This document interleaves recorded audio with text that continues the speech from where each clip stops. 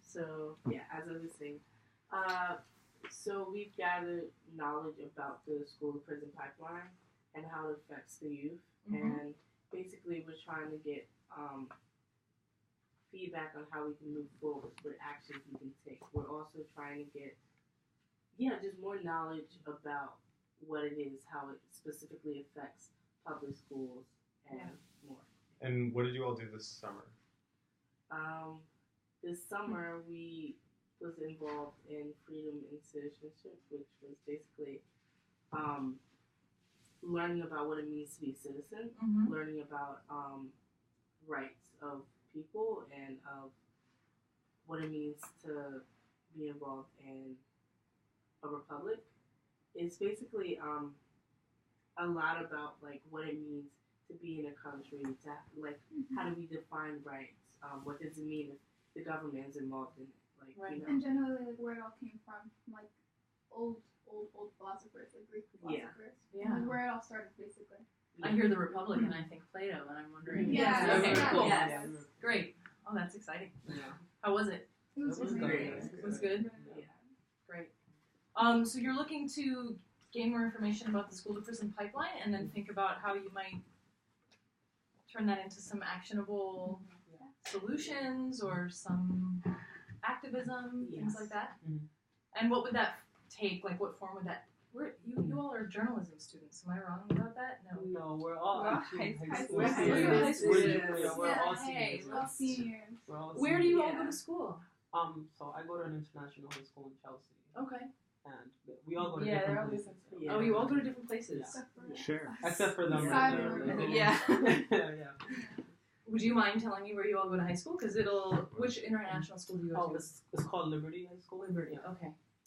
You go to the Maxine Green High School for Imaginative Inquiry. So I worked there for 5 years. Wow. Are you serious? serious? And your principal? Yeah. Okay, there we Oh my go. God. Yes, that's amazing. Oh my God. So when I first got into restorative justice, that was the school. We were actually the high school for arts, imagination, and Yes, at the yes. time. Yes. Yes. So it wasn't the Maxine Green School yet because she was still alive, and you can't name a school after someone who isn't passed away.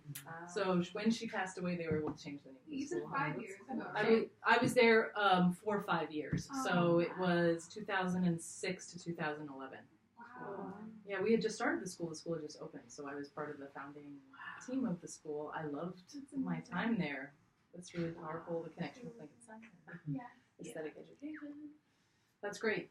That's great. And there's a lot to what we're about to talk about in the positioning of that school next to Fiorello LaGuardia, right? And the difference that students experience going into Martin Luther King campus versus going into LaGuardia campus was a big part of our activism there. So thank you. That's amazing. Where else do you guys go to school? I go to Humanities Preparatory Academy. It's in Chelsea. Okay, great. I go to Leadership Public Service High School. I also worked there. Come on. Yes. Is Philip Santos your principal? Yeah. Yeah. He's, I'm taking one of his classes for them, like AP Cup. Yeah. Which is really cool. I Yeah. love it. That's amazing. Yeah. And I work with Randy, the dean. I don't know about that. Okay. No, I don't get in trouble. You don't get in trouble, exactly. Good. That's amazing. So I have a lot of experience in the high schools that you all work at, which is amazing. And I know that leadership still has restorative justice. They use restorative processes or no at leadership? Probably do. I don't know. You're not in trouble, so how would you know? You don't have to be in circle a lot. That's great. Okay. Wonderful. This is exciting. We're right at home with each other here. So I was a teacher for 14 years and also dean of students. When I got interested, I was interested in school to prison pipeline issues as an educator. So I trained in restorative justice in 2006, which is when I was working at AII. And we noticed when we brought restorative justice to the school that we had a 55% reduction in suspensions within 5 months. So that was amazing. Hi. This is Cheyenne. Hi, Cheyenne. Nice to meet you. I come from a bit far away. Yeah. Here, take this. Yeah, I got that. You can sit there. There's an empty seat. You're saying. Oh yeah, please. So, what questions do you have? I mean, I could talk at you, but that's boring. Let's talk about what's come up and what you feel like you have the most questions about, or what seems to not make the most sense, or anything that you've been kind of wanting more information about in terms of this phenomenon of school to prison pipeline. is there any questions that you've all had? So I'm gonna read from the computer because I wrote my questions here. So my question was, what's your intake on like the prejudice towards like Muslim girls in school, for choosing to wear their cultural niqab and stuff like that. Mm-hmm. So like what is like your intake on that, and like how like they're discriminated at times, and like what is like you and your organization trying to do to like try to prevent that from happening? Wow, what a great question. Yeah. So one thing I'll say to broaden the issue, Yeah. and as it relates to the overall topic, is that we know that state-run schools tend to really police the bodies of young people of color. Right? So sometimes we call it hypervigilance of black and brown bodies, which means even something simple like, why are you walking in this hallway? You're trespassing. You need a pass. No, you may not go to the bathroom. Yes, don't eat that here. You can't eat. Don't walk up that stairwell. Right? So there's constantly eyes on where you're moving and how you're walking and how you're presenting as your culturally authentic self. And that, we like to bring that into light as a manifestation of systemic racism and how it functions in our schools. So what you're talking about is a part of that, right? It's saying, we're not supporting you as an institution in being your culturally authentic self, and we're policing you. And that's what school to prison pipeline is, right? It's preparing people to be policed in the criminal justice system. So when I start to police what you wear, where you go, how you walk, it normalizes some of those behaviors of, if you were incarcerated, you have to wear a certain thing, you could walk a certain place, you need a pass, you need to ask permission to take care of your body or to be a certain way.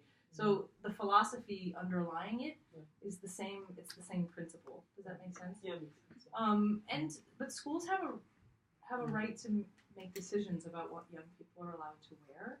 So my suggestion is that we always work with principals and ask up front in student organizations, what are our policies around how young people present here and what they're allowed to wear. Because we also tend to police hair, right? We tend to police styles of dress or head wraps, do-rags, pull up your pants, right? Tuck your shirt in, these kind of things. They're all ways of controlling people. And I think the question is, how are we gathering in school spaces to discuss where those policies come from? What are the beliefs, the ideological beliefs underlying those policies? And do we have a say in changing those policies, right? So that would be some of my suggestions about how schools can organize and start to say. Also, we notice that even just the way that women are asked to dress differently in hot weather, like cover your shoulders, like sexualizes young women in ways that it doesn't to men, which is really unjust. And we had a little activism at AII around that kind of stuff, like back in the day. This is a long time ago, but we were to a little bit, but it's been an issue for a long time. Yeah. Has it? For the better, I hope? No. They don't wear big jeans anymore. What? Yeah. Jeans are no. With the big rips of no. No. Who made that decision, I wonder? I mean, I don't know if you can answer that, but maybe we're... I don't think we can say because we're on camera. Yeah, I'll say it.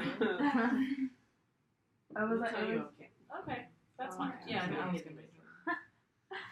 Any other questions that came up?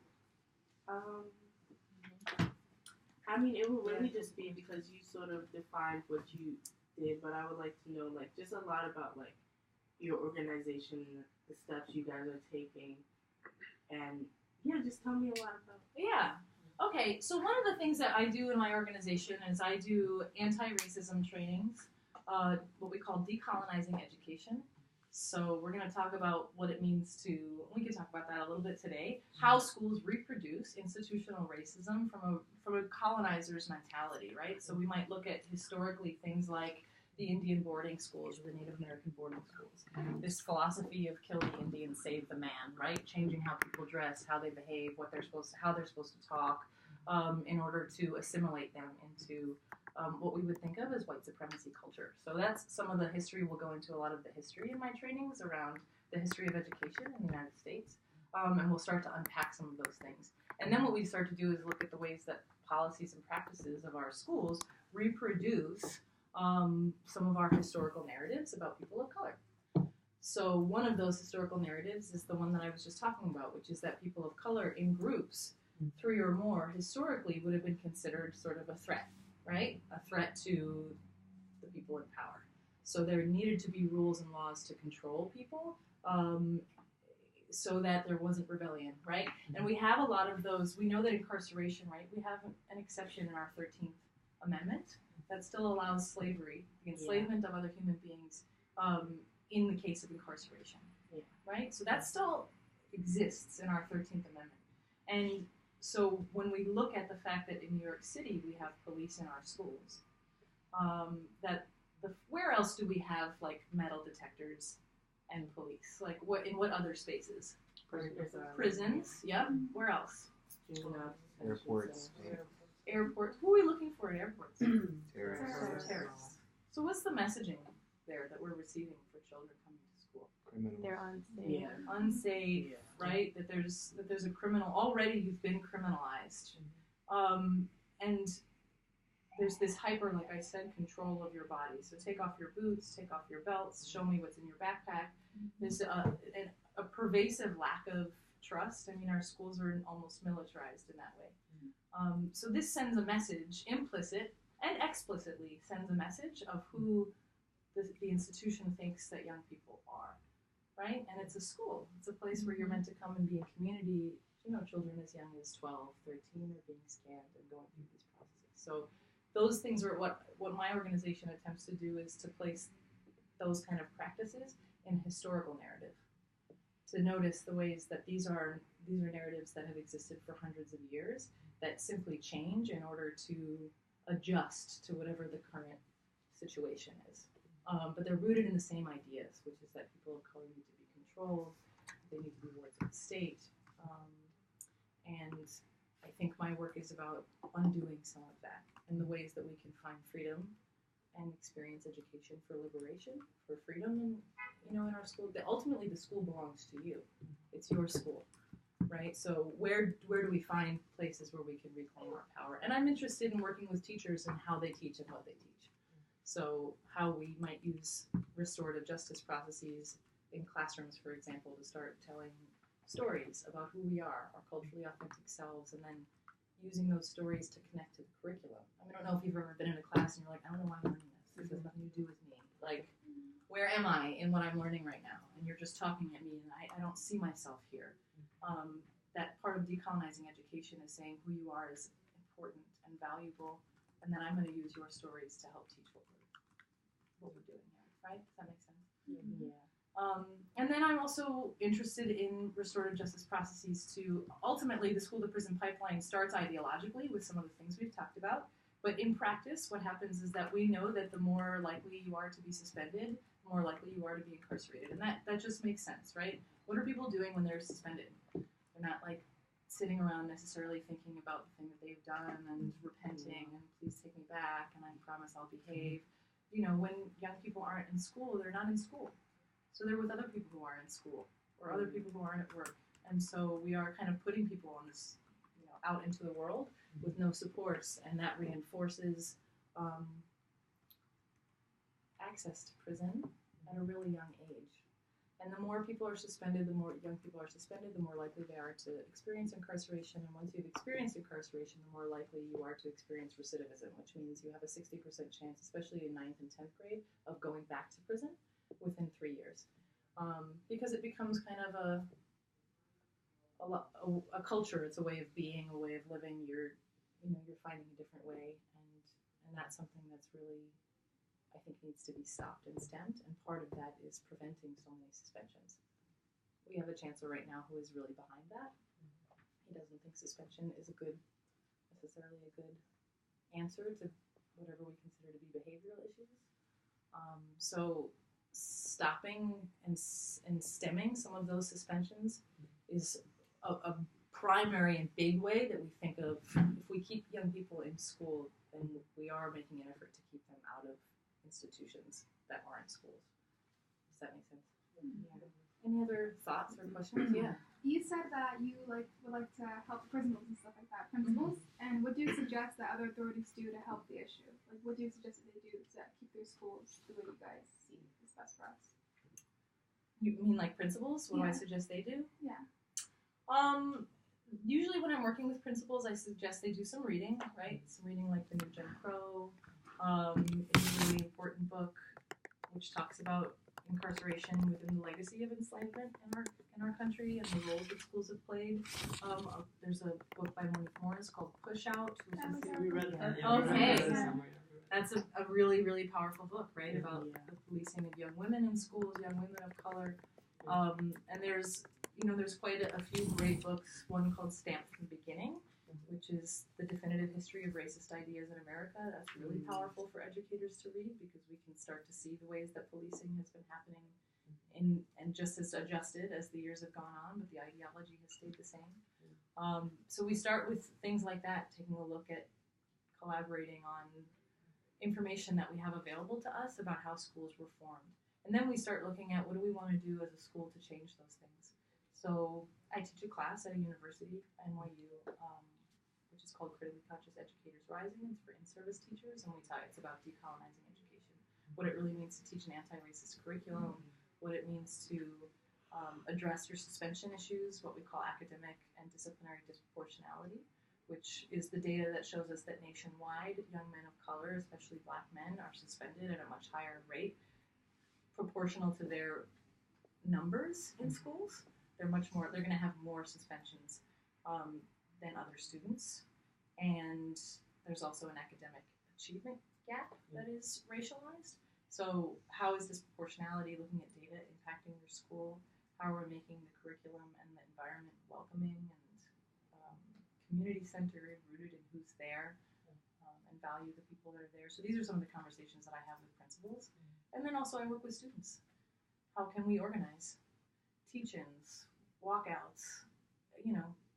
There's different levels of support for those kind of things, but it ultimately is your school, and this is what citizenship looks like. So the school that I worked at on 50th Street right before I resigned, we had a lot of, there were 68 cameras in that building. There's a lot of cameras in the building, There's cameras everywhere. So they did a lot of die-ins and chalk outlines in front of the cameras, and there was just a lot of activism going on all the time to draw awareness to the fact that these are unjust spaces, and we're asking for justice. Yeah. Okay, so my school, they brought in metal detectors because I don't know why they brought them in, and my there's 7 schools in my building. And nobody liked them, so they had a walkout, and it must have been 1,000 kids or something. Walked out the building, and they marched around. Are you in the Bayard Rustin campus? Yeah. I work in that campus. So I was there that day. Yeah. That you all walked out. So that happened. Yeah. And so I personally was against the metal detectors. Mm-hmm. I don't like them at all. But I had one question regarding them, and also school safety. So with something we live in America, and school shootings seem to be a big issue, and so schools seem to be bringing more police into schools, and policing students more now. So how can we both keep schools safe and also instaur restorative justice at the same time? That's a great question. So I was in the building that day, and I work at a school called Landmark High School I know. in that building. So there were a lot of students at Landmark that had a lot of feelings about the metal detectors. And some of the things that came up in our restorative justice circles at Landmark, because Landmark uses restorative justice for some of these purposes that we're talking about, was that where are school shootings happening? Are they really happening here? Right? And even at Landmark, the day that there was the walkout in solidarity with the Florida shootings, there were many Landmark students who decided not to walk out. And they said, we're not shooting up students in schools. This is a, one young person said, this is a white people problem, right? And that was his stance on it. And so there's something to be said about we're getting more police in schools where and why. Yeah. This is critical consciousness. So I'm referring to Paulo Freire, who wrote a book called Pedagogy of the Oppressed. And he said critical consciousness is when you start to perceive the contradictions in your reality. And one of those contradictions here is the fact that shootings are happening, but they're not necessarily happening in schools where there are majority young people of color.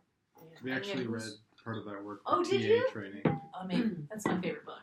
Cool. That's the best book out there. Yeah. But he says, where do you start noticing that something doesn't make sense in your reality? That there's not the whole. So we're not getting the whole story here, are we? And I mean, there's a reason why scanning came to Bayard Rustin and a couple other campuses after they hadn't had it, and I'm not sure if anybody knew of it. There was a stabbing last September at an assembly school. So the up in the amount of police and scanners in schools happened as a result of that. But that was the first murder in a New York City public school in over 20 years. In 20 years in New York City public schools. And yet somehow there's this reputation about schools being really, really dangerous. So the first time in 20 years that someone had, and there's a lot of conversations about how racialized that particular incident was and what everybody was scared, obviously. So a lot of parents were asking for more safety and security, but does that make us safer? I mean, these are conversations that people need to have. I don't know that there's a definitive answer. But I know that really, and it impacted the climate of the building, right? To have the day that I was there were a lot of police there. There were like 18 police officers in the lobby. So I can identify with your feeling of kind of confusion. So how do we keep people safe? I mean, this is a question that we should ask each other. I think we had a scenario that we talked about a lot in another one of our meetings that we wanted to bring up. I just wanted to say now I think would be a great time if you guys wanted to talk about the question. Yeah. Okay. Yeah, the one you asked. Okay. I'm gonna just read the question. I wrote that. As you may know, students in high school come from different neighborhoods, and in some neighborhoods it's risky, and the students and people are compelled to carry a weapon for their protection. What action do you think should be taken if a student had been found with a weapon on him from a hazardous neighborhood? In a hazardous neighborhood? Yeah. Is this something you all talked about? Yeah. We were a bit divided on how we felt it should be addressed. I don't want to speak for them, but to summarize it, to remind us, some people were in favor of having metal detectors to make sure that people didn't bring dangerous weapons into school. And some people were against because they didn't believe that students would be using them in the school, and that is also in line with what you just added about last murder in 20 years. Yeah. So those were kind of both sides they talked about. We didn't figure out an answer. Because there isn't an easy one. If there was, we would have figured it out, right? Yeah. Just to relate to this topic we're talking about, it's not as serious as a gun, but I had actually brought a pepper spray that my aunt had given me for my own protection, and they took it away at my school. And they were like, "Oh, you're lucky that we're not calling the police." And they made this thing where they made me feel like I was a danger to them, when really it was just to protect myself from things on the outside. It wasn't even a school thing. Right. So yeah. Right. Yes. Can I add on to that? So I know somebody in my school, a female, she carries a little, I guess. Pepper? No, not like a knife. Like a box for cutter? Yeah, for her protection. And she showed it to me. I was like, wow, I didn't know that. So she didn't get caught or anything, but that's what came to my head, and I was females are carrying, have to carry weapons for for their protection. And then the question, yeah, with all that being said, I feel like we've talked a lot about how students are affected by all of this happening. So how do you think the school to prison pipeline affects more than just students? Well, that's a great question. I mean, as someone who was an educator for a really long time and who really cared about students and really cares about young people, I mean, that's the point that was the purpose of my life, was to make sure young people like you have the life of your dreams, right? And so incarceration impacts that. So that's going to impact the educators who really love and care about you.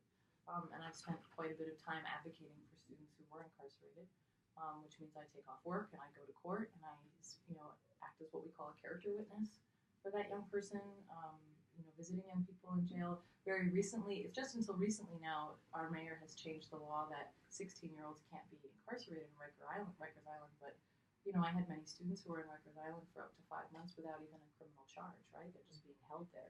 So this impacts communities, it impacts families, it impacts the educators who are really, many of whom, not all, right, but many of whom are coming every day to make sure that young people have a chance and get the education that they deserve, and then they can make choices about the life that they want to have, right? So you can have the life that you want.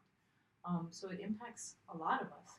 But people have, as you noticed, I love that you said people were really divided. This happens all the time in my work, where people have really different concepts of what safety means and what safety looks like. For some people, it doesn't necessarily make me feel safe to be in school like I was at Bayard Rustin that day and to have 18 officers with guns around. Guns don't make me feel safe, they make me feel really unsafe. And then I might talk to someone else who says, I feel really safe with all these police here. So we have different experiences of what safety means. Those experiences they're experiential, they're cultural, they're related to our age and generation. So my first suggestion is that we have to find spaces in schools where we get to do what you're doing here and talk about what safety means for us. That's the first thing. The second thing is I'll just tell you a little bit about a project that I'm working on, and it's called the Warning Card Pilot Initiative, and it's a school-to-prison pipeline initiative. So what it means is this is my 3rd year working on this project. Instead of when a young person comes through with a weapon, the SSAs have, the school safety agents, have the option of instead of issuing a desk ticket, which is their right, because they work for a New York City Police Department. Instead of issuing a desk ticket, which means that you have a court date, they can issue what we call a warning card. Now, a warning card means that we invite the families in, that we invite the principal and the administration from the school, and we come up with an alternate consequence for bringing a weapon to school that isn't in the criminal justice wing, right, of the school and the institution. And that's really important because you can get a desk ticket for a lot of things, many of which are nonviolent, right? Your example, they weren't wrong. They could have done that. It's really upsetting and an unfortunate thing to say when you're obviously trying to protect yourself, your aunt is trying to protect you, it doesn't feel like you were heard or listened to. But we noticed that a lot of desk tickets are given for, I had a student who was given a desk ticket because he had a box cutter in his bag because he worked construction after school. So this is a tool that he needs for his work life, and it was in his bag and left it in his bag. I knew that this young person had a job outside of school, and he was given a desk ticket and now had a criminal justice record and had to show up for this court date and so on and so forth. And what happens when young people don't show up for their court date? Do you know? Don't they come and arrest you? Well, you have a bench, exactly. You get what's called a bench warrant. So then you have a warrant, and then something simple can happen, like you can be picked up by truancy, or you can hop a turnstile, or something nonviolent, and then you can be arrested, and then you can be incarcerated. So that's the school-to-prison pipeline right there. So I have a job after school. I've come to school with a weapon that the school is deemed a weapon. Lots of things can be deemed a weapon in school. I was a dean for many years. It's kind of interesting. Like, we almost get to decide what a weapon is. And then you have a desk ticket, and then that's the school-to-prison pipeline right there. So you see how quickly it happens? So if Lewis doesn't show up for his court date to pay his fine, he has a bench warrant, and then he's arrested. And then he can have an experience like my other student and he could have, not anymore, but be incarcerated without a charge for quite a while because they're really backlogged, in our criminal justice system. So that school-to-prison pipeline happens really quickly. So what would it mean if we didn't have New York City Police Department, or we weren't able to issue criminal justice summonses on our school campuses? Well, it would mean that we would have that happening less. Now our next question is, so what are the alternate responses to keeping people safe?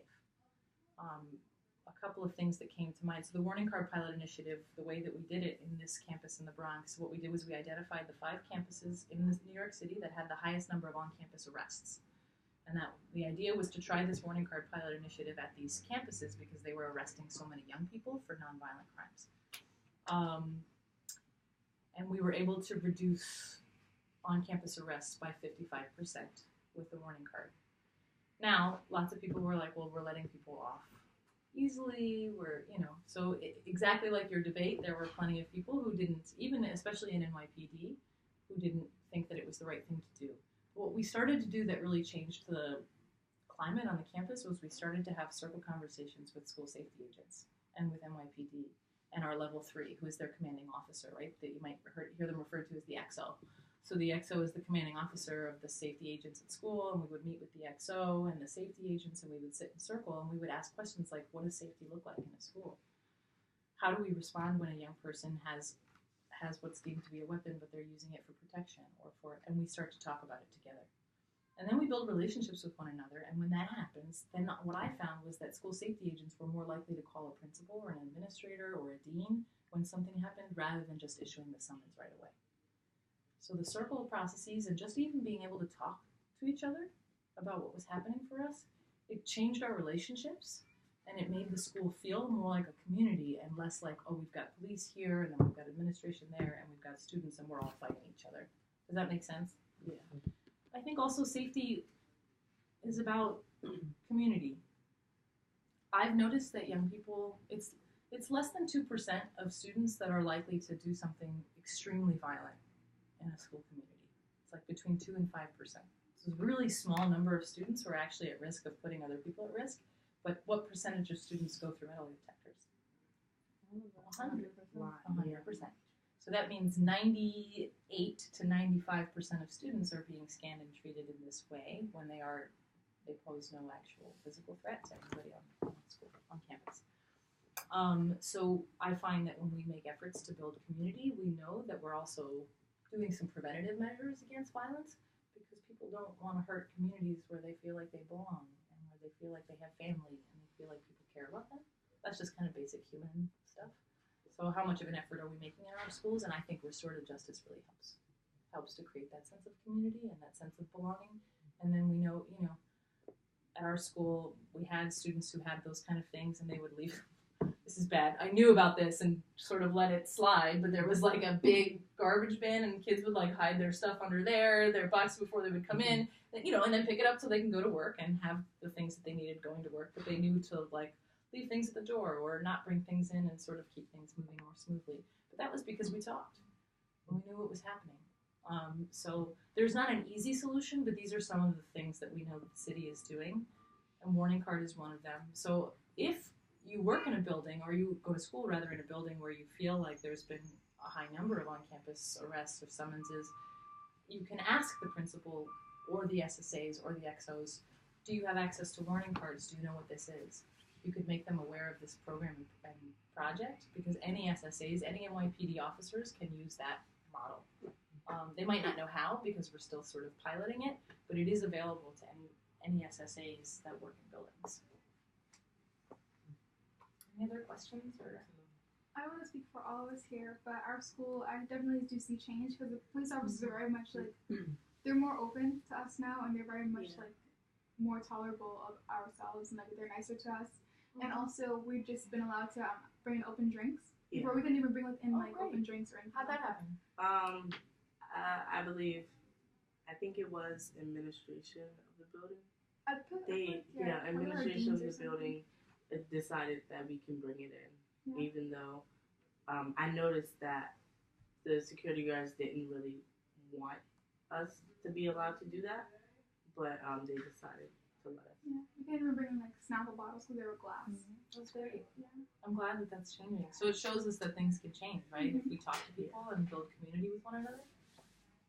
Absolutely. You guys have basically, one of my questions were, do you think that we can make a difference with time and support?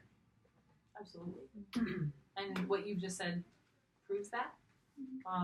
And I've seen big changes in schools that use some of these models and these methods, and that make an effort to get to know, because ultimately school safety agents are in our building. So how do we create relationships with people so that we can have a more humane, it's really inhumane when safety agents feel like they're against the young people, and young people feel like the safety agents are their enemies. And I know as a teacher early on, one of the mistakes that I made was I didn't think it was right there was police presence in the building. I didn't ask anybody else about their concepts of safety. And I also wasn't unsafe when I went to school. So this is me having to not acknowledging as a young teacher my whiteness, my privilege, and I had to get that brought to my attention, and it was difficult but I didn't like it, so I didn't treat the safety agents with a lot of respect. And so then when something really bad happened, I would call, and sometimes we call it in education the icy blue wall, meaning they wouldn't respond, right? Because now we're at, or they would, there's a tension there that doesn't help anybody. So we're all human beings. We're in these schools together, but we know that ultimately there's a lot at stake. It matters. It really, really, really matters. It's my just very personal belief, and I don't want to put this on anybody else, but it's my personal belief that young people, children, do not belong in jail. They don't belong in jail. And the more we suspend them, and the more we arrest them, the more we are normalizing the incarceration of children who are our responsibility. For me, that's one of the biggest wrongs and injustices of our society, is the way that we use incarceration as like the easy fix to ultimately what are bigger problems that have solutions that are more humane. And I like restorative justice because it offers me a way of being with people who are really different, who have different ideas, and we get to come together and make new decisions about what's best for everybody, while also looking at really hard issues. And one of those issues is, how am I reproducing institutional racism when I'm working in a school building?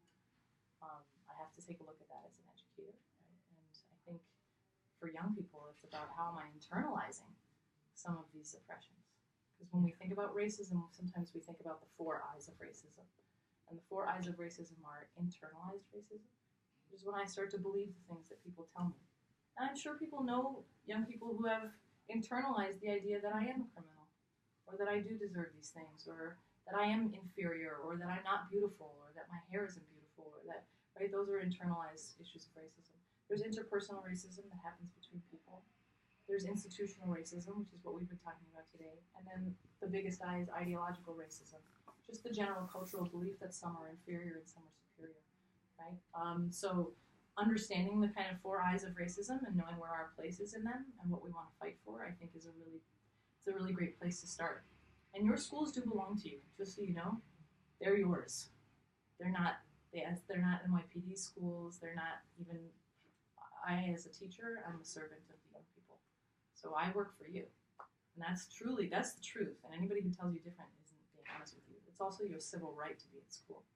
You have a civil right to seat time. You have a civil right to class time, to being with your teachers. So to understand those rights is a big part of this as well. Any other thoughts or questions? Yeah. So since you mentioned that this whole system of the school to prison pipeline is very much institutionalized, a lot of its basis is based on racism. So what's the underlying heart of the issue behind this? Because I think in order to combat this sort of problem, I think what a lot of people, a lot of the administration that oversees the operations for school to prison pipeline, there might be motivations, or there might be some inherent biases that might not be always linked to racism, but has something to do with maybe the lack of trust, or the lack of understanding within those communities between administration and children, and that sort of dynamic. So what's the underlying the central issue behind this that we could take part in solving? I also just want to throw in, we have 10 minutes left. Okay. That's a huge question. I don't know that there's just one underlying issue. I think that schools reproduce a historical legacy of racism. Because, and this is what Paulo Freire says, and if you read all of Pedagogy of the Oppressed, if schools are state-run institutions, they're designed to reproduce the interests of the state. And now, what you talk about, though, is really, really important. A lot of these things are not conscious. They're built into our institutions. They're built into our culture. Sometimes we like to describe it as like a fog that we've all been breathing, that we didn't even know we were breathing it. And so we inherited that fog from many, many, many generations. So that's because I don't think anybody that you talk to at a school would like to say, well, I'm really here to reproduce racist, institutional models. I just think young people of color belong in jail, and that's not something that people are really conscious of. But it enacts in its smallest moments, day to day, in what you've referred to as implicit bias, right? an implicit bias is when we've been breathing the fog. Are you all familiar with the phrase implicit bias? Yeah. So we've been breathing like a cultural fog all of our lives, and a lot of those narratives, like we've said, are really, really old. And if I say peanut butter, you think Jelly. jelly. Good, right? So you didn't even have to think about it. Like you just went peanut butter, jelly. That's kind of how implicit bias works. It's what we call like a neurological shortcut. So the idea is that in our cultural fog, we've seen overrepresentation of, for example, black men and violent crime. Peanut butter and jelly. So I see a school that has a lot of black men, and I think that we're going to have a lot of crime. Right? I am a teacher who has a multicultural class, and a young white kid kind of talks back to me, and I say, don't talk back to me, have a seat. And a young black kid talks back to me, and I say, get out. Because peanut butter jelly, right? Black man violence. So I perceive the back talk as a physical threat from the black child, when I might not, from, for example, from a white child. So those implicit biases are happening without my thinking about it, because my brain is designed to keep me safe. And it's a very, very old brain. I like to call it the lizard brain that's doing that thinking. And that lizard brain is taking in all the information and saying, okay, this is safe, that's not safe. This is safe, that's not safe. This is safe, that's not safe. And so how do we do this? Ultimately, what we started our conversation talking about is how do we become really, really aware of the fog? That's what Paulo Freire says. How do you start to perceive? He used to call it, there's a word for it in Portuguese, it's called cientização. It means becoming like conscious of what's happening. It's like seeing the Matrix. That's kind of an old movie. You might not have seen that. But you start to see what's happening. You've seen the Matrix? Yeah. The movie is like 20 years old, so it was out before you were born. But you start to see the patterns, and then we have skills and strategies for dealing with our own implicit bias, for dealing with the implicit bias of teachers, and for looking at our curriculum and noticing the way the curriculum reproduces some of these narratives, right? I mean, even things around Columbus Day, or how teachers teach enslavement. It's really, really, really bad. Ooh, yeah. Yes. Okay, so I know you just like sort of addressed it. So like with the notion like implicit bias, like how can you? I know you sort of like just like gave answers, but like how can you like solve it if you don't even know you have it? Yeah. What you're referring to is something called blind spot bias. A lot of human beings can notice bias in others, but they don't notice that they have them. If you have a brain, we like to say with implicit bias, if you have a brain, you have implicit bias, right? If you've been alive in the world and you have a brain, that's a thing. So what we do is we educate people. I mean, I encourage young people to create events, teach-ins, activities. I mean, we did one, and it was all student-run, where two young women did a dance that was about Black Lives Matter inspired. We had some spoken word poetry. We did a teach-in where we shared we put a PowerPoint together that talked about implicit bias and ways that we can acknowledge our implicit bias, little videos. And then we sat in circle and talked about all the things we had seen. Those teaching moments are really powerful, because the nature of implicit bias is that it doesn't let you be the person that you say that you are or that you want to be. That's what I say to teachers a lot, because teachers will tell you, well, I want all kids to learn. And then I look at your data and you're over suspending all of your black men, and you're keeping other kids in class who are doing the same things. So what the data is telling me is that you're behaving in a way that's deeply racialized, even though you say that you want all young people to succeed. So I like to say the reason we should look at our implicit biases is because then it lets you be the person that you say you want to be, which is somebody that loves everybody and wants everybody to be successful.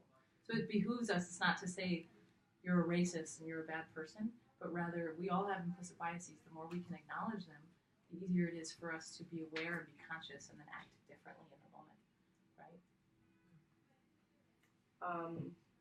Last couple of questions. Yeah, I think my last question would definitely be, what can we do specifically to get involved, to start changing this, and just to bring recognition to what's happening? That's like part of the second semester. We're focusing on designing and executing a project related to this. So just to give that some context.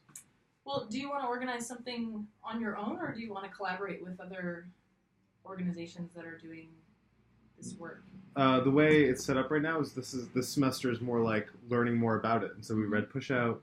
We've been learning some more every other week for the past 5 weeks, 6 weeks, and next semester we're going to focus on writing and designing it. I think they were just hoping for some like guidance, some like input. We don't have any concrete ideas at all about what we're going to do. Okay. There's a lot of things you could do. I mean, some of the things that I offered, I think, that I've seen other young people do have been really, really, really powerful. So that means organizing. I mean, if you have access to university space too, you could organize a conference, a teach-in, a night of, can be like I mentioned, like art, poetry, like just different ways that we can access some of these ideas. I mean, the reason I like art and theater and poetry and dance and things like that is because some of this stuff is so, there isn't an easy answer or solution. And what art does, you all know, you go to Maxine Greene, you know what aesthetic education is, right? It allows us to experience this world in a really deep way without having to have the right words. We get to experience it aesthetically as opposed to saying, here's the thing, and this is what it is. So some of those are great ideas. Inviting other schools. I can send an email to Amadou about other youth organizations, youth justice organizations. There's Harlem Youth Court does a lot of work around this. There's organizations in the city that are already doing some activism. So you all could connect with them and join on and see what youth activism looks like in the city. Everybody in their respective schools could start to do some projects, some teach-ins, some little things like that, and then come back together and talk about how it went. Maybe some intervisitations to other people's schools. So those are just some ideas that are coming off the top of my head, but you can do so many things, and I would try and see it as something that's going to bring you a lot of joy. I would also like to offer this. So I work for an organization at NYU called Research Center, called Metropolitan Research Center, on equity and the transformation of schools. So we do anti-racism work in schools, like I've told you. And every year we have a conference called the Decolonizing Education Conference. And we're really looking for student activists to come and present. So if you all want to present, and it's amazing, like there's a really kind of bigwigs in this world come and do keynote speeches, and there's going to be lots of kind of interesting people there. So you could give a session, and people would love that. And it could be upwards of 500 people that'll hear you and see what it is that you have to offer. But I would love it if you would all present something at Decolonizing Education. And there will be powerful bigwigs of the New York City Department of Education there listening to you. So that is a fabulous platform. I also happen to be behind the scenes running it, so I can get you a slot. So consider that as like a culminating goal. That's in June 7th and 8th. And you can do anything. You could do something performative, you could do something academic, something teach-in wise, you could run a circle, you could video some of the work you're doing in your schools and present like a film. There's a lot you could do there, and that would reach a huge audience. Does that sound good? Yes, that sounds amazing. Do Decolonizing Ed. I'm gonna let's just say that you're gonna be there. So let's whatever it is that you're doing, just make sure that you will be at Decolonizing Ed. Also, Dr. Christopher Emdin, do you know him? He wrote a book called For White Folks Who Teach in the Hood and the rest of y'all too. Yes. Do you know him? There was this picture on Twitter going around of someone reading on the train, and it was a white woman reading on the train. Everyone's like, Yes. So Dr. Emdin works here at Columbia, and hip hop education is his thing. He's amazing and wonderful. So he runs the hip hop education conference too, which is all about this kind of stuff, but really more focused on arts and hip hop and spoken word and things like that. So, but I could see what I can do about putting you all in touch with Dr. Emdin. You could take it on the road. Take your show on the road and go be heard and seen by some of the people who have a lot of say and sway in making decisions in New York City. I'm really, really proud of you all, though. This is fabulous what you're doing. We need more of you all, and it makes me feel confident that we're headed in the right direction to know that you're doing this work. And say hi to Mr. Moon for me. Tell him Erin Dunleavy says hi. so thank you for coming here. Thank Yeah, you so thank much you. for having me.